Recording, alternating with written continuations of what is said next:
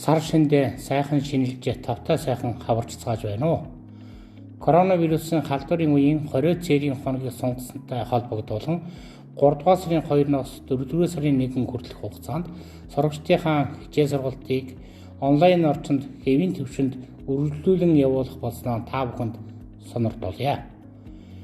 Нийт багш эцэг эхчүүд хүүхдүүд та бүхнийг сургалтын явцдах ухаалаг орчин сайжруулан төгөлдршүүлэх зорилгоор сургуулийн цахим үндсэн программыг дахин шинжилэлт хөгжүүлэхийн ажлыг хийж дуусган 3 дугаар сарын 2-оос эхлэн шинээр ашиглахад бэлэн боллоо.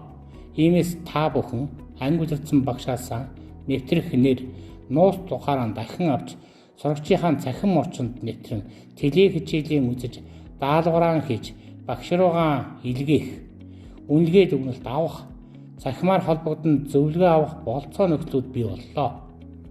Мөн хүүхэд бүрийн болон анги үлгүүдийн даалгавар, гүйцэтгэлийн чанарт хяналт тавих боломжийг багш удирдлагууд долгосон зэрэг олон давуу чанаруудыг агуулснараа өмнөх программаас онцлог юм а.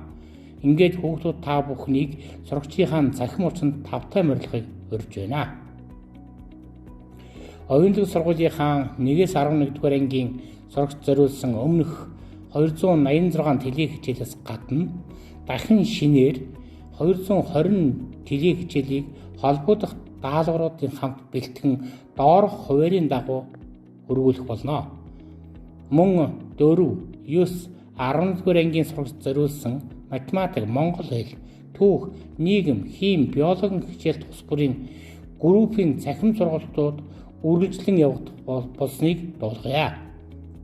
Ийм хүнд хэцүү 20 цэрийн үед эрүүл мэнд, боловсролын салбар, онцгой байдлын алба, цагдаа хүчний байгууллагууд гээд бүхий салбарын төдийгүй хүн бүр өөрсдийн чадах, тусдын болох бүхий л зүйл сэтгэл зүрхээр хичээнгүйлэн зүтгэж байгааг хүүхдүүд та бүхэн харж байгаа.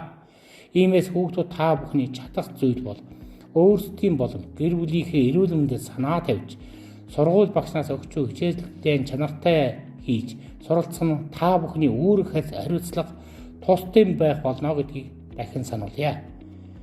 Ингээд хүүхдүүд та бүхэн минь тухайн өдрийнхөө чөлөө цаг боломжоор теле хичээлүүдээ үзэж даалгавруудаа чанартай сайн хийж өөрсдийн мэдлэгийнхаа цар хүрээг ихсгэж улмаар ур чадвараа улам ахиулж чадна гэдэгт бид бүхэн бүрэн итгэж байна.